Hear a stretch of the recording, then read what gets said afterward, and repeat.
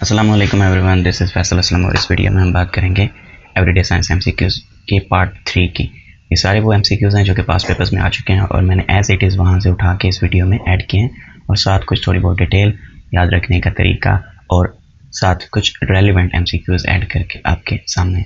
So let's just begin. Best conductor of electricity is silver. जो चांदी होती है, चांदी की तारें अगर बनाई जाएँ तो उनकी कंडक्टिविटी जो है वो सबसे बेस्ट होती है और रेजिस्टिविटी जो है वो सबसे कम होती है। सिल्वर की कंडक्टिविटी सबसे ज़्यादा है, बेस्ट कंडक्टर है। सेकंड नंबर पे रैंकिंग के अकॉर्डिंग कॉपर आता है, उसके बाद गोल्ड, उसके बाद एल्यूमिनियम, उसके बाद कैल्शियम और सबसे एंड पे इस रैंकिंग में टंगस्टन है। आई होप आपको पता होगा कि टंगस्टन बल्ब के अंदर लगे उस फिलामेंट को कहते हैं जो कि चलता है।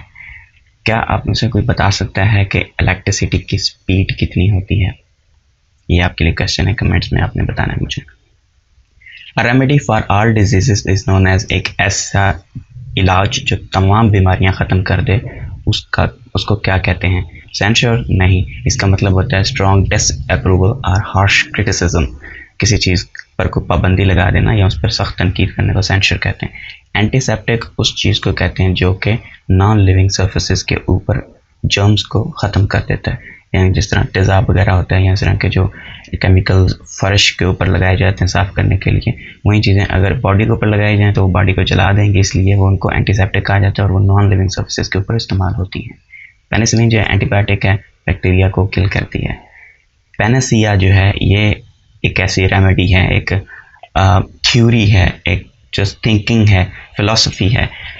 ऐसा कोई इलाज दरियाफ्त नहीं हुआ अभी तक जो तमाम बीमारियां ख़त्म कर दे, लेकिन अगर कोई ऐसा इलाज हुआ या लिटरेचर में किसी भी किस्म की तमाम बीमारियों को ख़त्म करने के लिए जिस इलाज का नाम दिया जाता है वो पैनासिया है।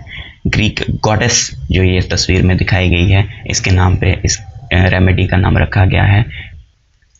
ब्लड सेल्स कहाँ पे प्रोड्यूस होते हैं? बोन मैरो, हड्डियों का जो गोदा होता है उसके अंदर, जिसको आमतौर पर पंजाबी में म्यख के नाम से जाना जाता है, उसके अंदर ब्लड सेल्स की फॉर्मेशन होती है। सारे के सारे ब्लड सेल्स वहीं पे बनते हैं। Most of the white blood cells भी हड्डियों के गोदे में, बोन मैरो में बनते हैं और प्लेटलेट्स भी सारे के सारे बोन मैरो के अंदर ही बनते हैं। Uncharged particle in atom is called neutron. Obviously ये एक सिंपल सा इजी सा क्वेश्चन है, डिटेल की ज़रूरत नहीं। Light of sun takes about 8 minutes and 20 seconds to reach us. यहाँ पर 8 मिनट आंसर होगा, वैसे एग्जैक्टली 8 मिनट 20 सेकंड लगते हैं सूरज की रोशनी को सूरज से ज़मीन तक आने में। इस क्वेश्चन के कोड तरीके से पूछा जाता है 500 सेकंड, या आमतौर पर लिखा होता है 499 सेकंड्स। तो आपको ये तीनों तरीक़ों से पता होना चाहिए, मल्टीप्लाई करके उसी टाइम देख लें या वैसे ही 500 सेकंड या 499 सेकंड याद रख लें, वो आपकी मर्जी है। Citrus fruit is best natural source of ascorbic acid, जिसको हम प्यार से विटामिन सी भी कहते हैं। इसके अलावा सिट्रस फ्रूट्स में सिट्रिक एसिड भी पाया जाता है जो कि इसकी खटास की वजह बनता है, और मैलिक एसिड भी पाया जाता है बहुत कम मिकदार में, ये भी इसकी खटास की वजह बनता है। अमाइनो एसिड जो होते हैं वो प्रोटीन्स में पाए जाते हैं, और प्रोटीन्स जो होती हैं वो गोश्त और इस तरह की चीज़ों में पाई जाती हैं। Into how many regions the brain is mainly divided? Brain को 3 हिस्सों में डिवाइड किया जाता है, सेरिब्रम, ब्रेन स्टेम और सेरिबेलम। इसके अलावा एक और क्लासिफिकेशन भी है, fore brain, mid brain, hind brain. और एक क्लासिफिकेशन तो नहीं आप इसे कह सकते, लेकिन एब्स्ट्रैक्ट मीनिंग में एक और तरह से ब्रेन को डिवाइड किया जाता है, लेफ्ट ब्रेन, राइट ब्रेन। ठीक है, तो ये नीचे मैंने पिक भी दे दी है। सबसे बड़ा हिस्सा सेरिब्रम होता है, उससे छोटा सेरिबेलम होता है और सबसे छोटा ब्रेन स्टेम होती है। Cholera vaccine was developed by Louis Pasteur. ये एक बैक्टीरियल डिजीज़ है कॉलरा, जिसकी वैक्सीन डेवलप की थी लुइस पास्चर ने। एडवर्ड जेनर ने स्मॉल पॉक्स की वैक्सीन डेवलप की थी। स्मॉल पॉक्स एक वायरल डिजीज़ है।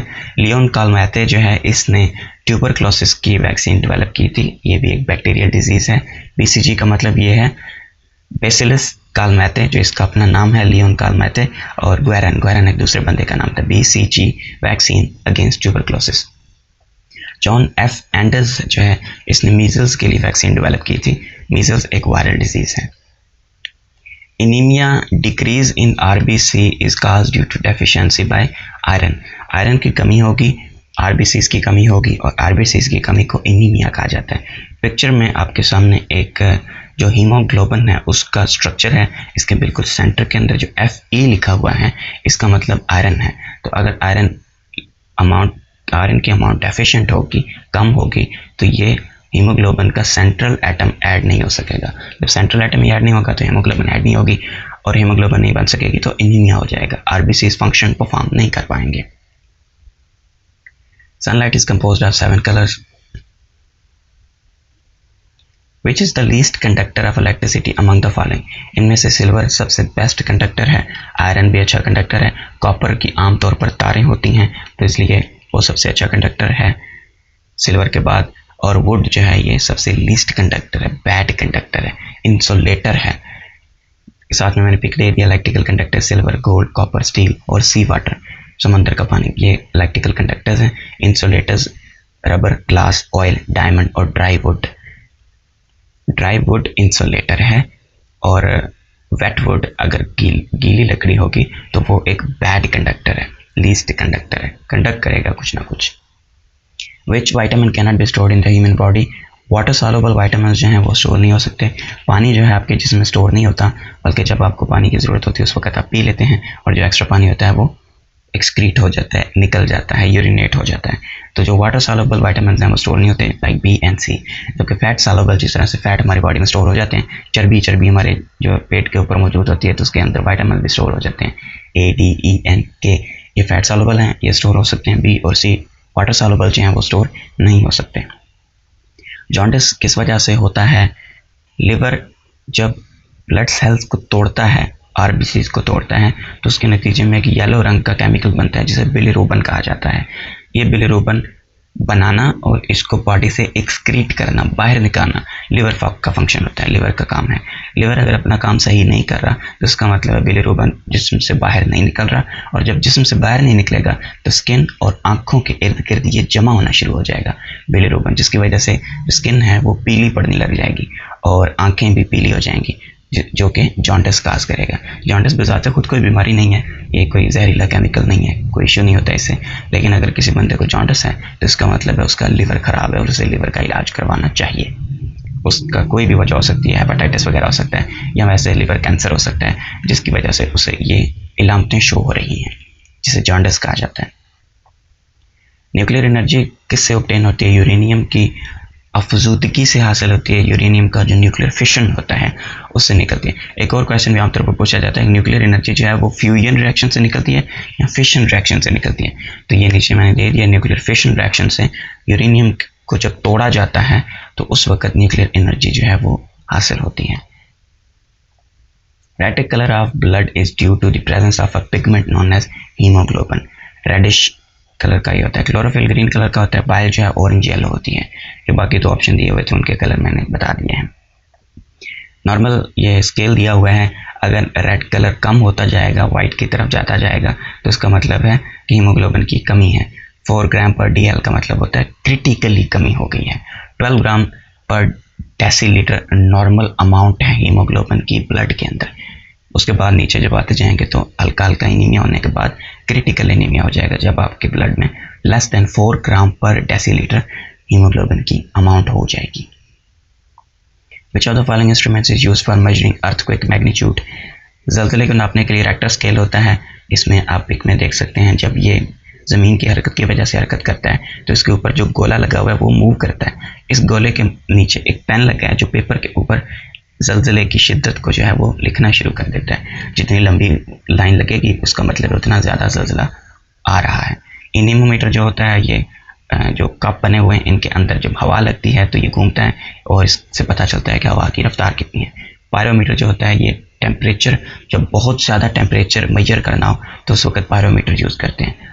जब ये आमतौर पर जो भट्टियाँ होती हैं, जो ओवन होते हैं बड़े बड़े, उनके अंदर का टेम्परेचर मेजर करने के लिए इसको इस्तेमाल किया जाता है। बैरोमीटर जो होता है ये आम तौर पर आपने देखा होगा गाड़ी की जो हवा है उसको चेक करने के लिए, उसके अंदर प्रेशर को चेक करने के लिए, या मोटरसाइकिल या साइकिल के टायर के अंदर जो वो आला लगाया जाता है और चेक किया जाता है एयर प्रेशर कितना है। आमतौर पर बैरोमीटर जो है इसको एनवायरनमेंट का एयर प्रेशर चेक करने के लिए इस्तेमाल किया जाता है। Which part of human body is more prone to damage from hepatitis virus? Hepatitis virus जो है वो हेपा का मतलब लिवर होता है, टाइटिस का मतलब फूल जाना। तो जब लिवर फूलता है तो उस वक्त उसको हेपेटाइटिस कहते हैं। आप पिक में देख सकते हैं हेल्दी लिवर और उसके बाद क्रोनिक हेपेटाइटिस हेपेटाइटिस की हालत में इस तरह की इसकी शेप हो जाती है।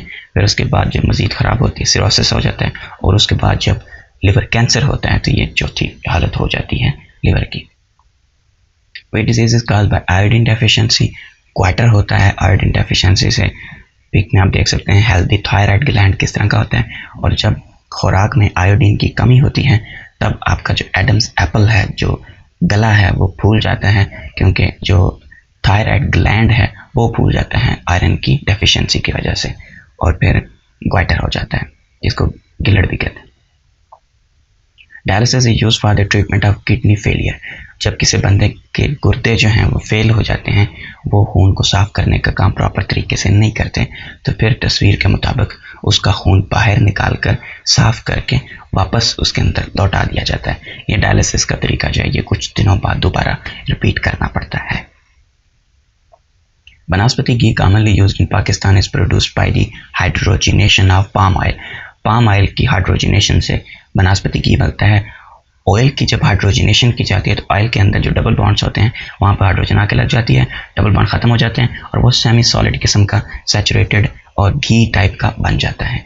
जब तक उसमें डबल बॉन्ड्स हैं वो ऑयल की फॉर्म में है, यानी कि वो लिक्विड फॉर्म में है। जब उसमें से डबल बॉन्ड्स निकल गए हैं, सारे के सारे सिंगल बॉन्ड आ गए हैं, उसके बाद वो एक सैचुरेटेड और सेमी सॉलिड फॉर्म की शक्ल में आ जाएगा।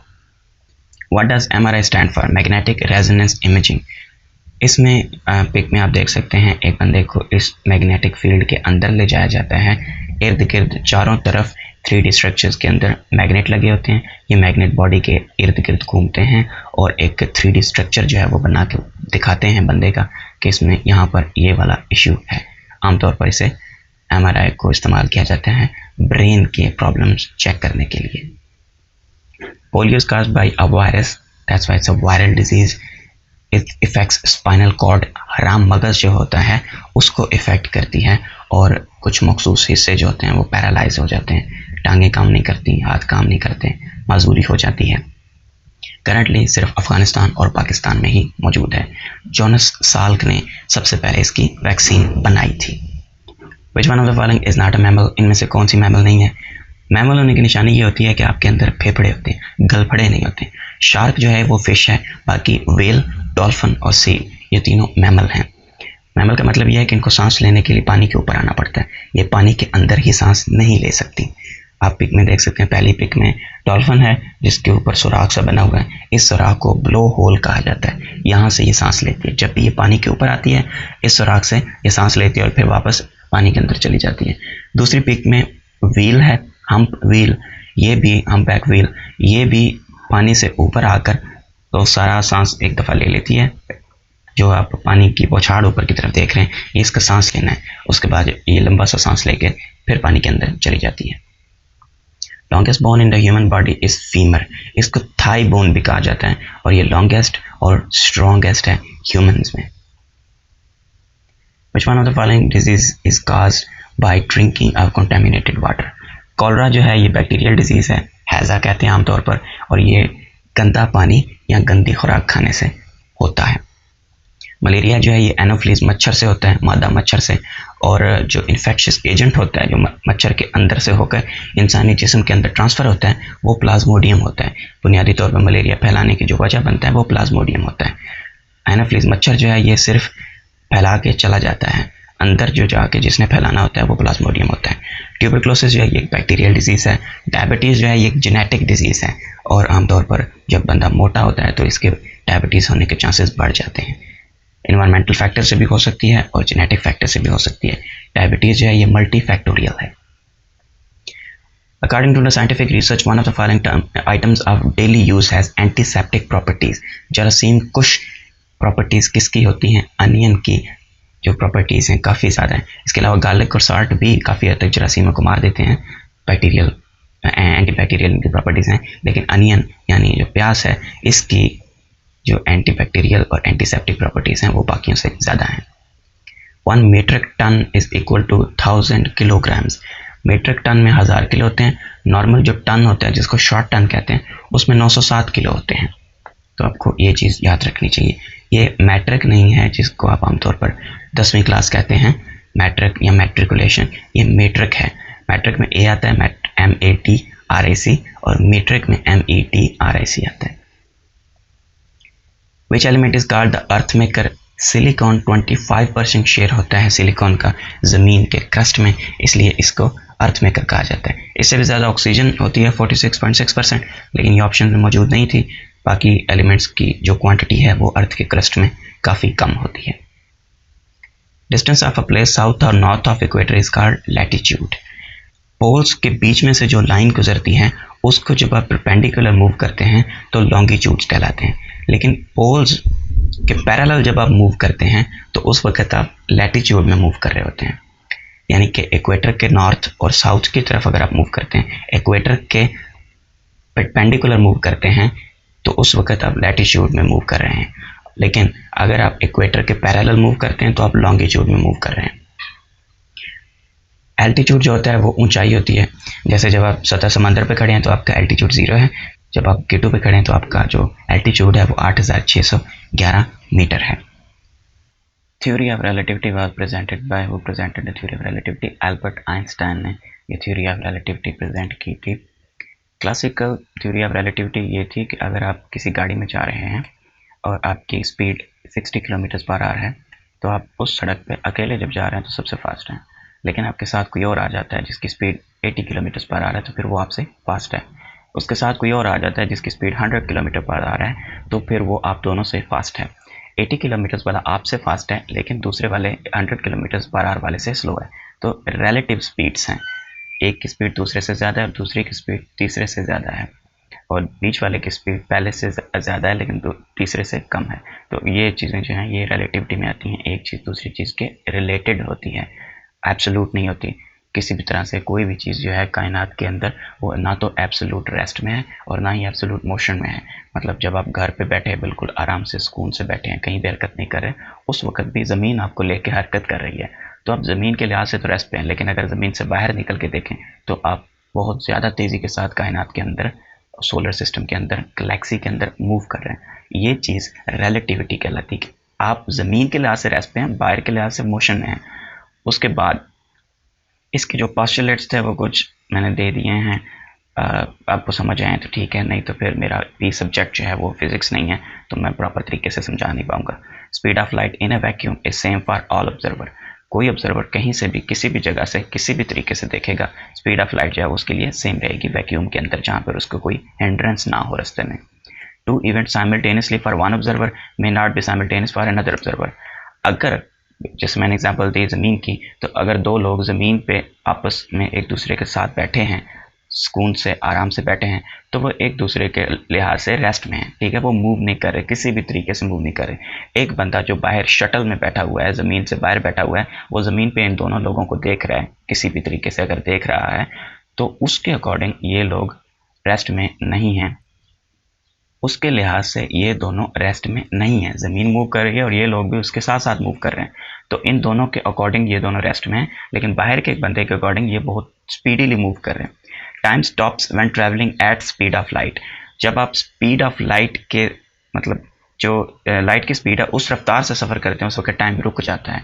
आप स्पीड ऑफ लाइट के आसपास सफ़र करते हैं, करीब करीब सफ़र करते हैं, तो टाइम स्लो हो जाता है। जब आप उसी स्पीड के साथ सफ़र करते हैं जिस स्पीड से लाइट सफ़र करती है तो टाइम रुक जाता है। अगर आप स्पीड ऑफ लाइट से तेज़ सफ़र करते हैं, फास्टर चले जाते हैं, 3 लाख किलोमीटर फी सेकंड से भी ज़्यादा तेज़ी से सफ़र करते हैं, तो फिर टाइम बैक ट्रैवल करना शुरू कर देता है, टाइम रिवर्स हो जाता है। यानी कि अगर ऐसा कभी मुमकिन हुआ कि हम स्पीड ऑफ लाइट से ज़्यादा तेज़ सफ़र कर सकें तो फिर हम माजी में भी जा सकेंगे। इसके अलावा laws of physics are same for all observers. किसी भी तरह का जो भी लॉज हैं वो हर तरह के ऑब्जर्वर्स के लिए सेम रहेंगे, कोई ज़मीन के अंदर बैठा है या कोई ज़मीन के बाहर बैठा है, laws of physics simply as it is same apply होंगे। That was all for this video. Thank you so much for watching. इसकी मज़ीद 1, 2, 3 वीडियोज़ भी आ जाएंगी, उनको भी देख लीजिएगा। आई होप आपको पसंद आएंगी। Thank you so much for watching.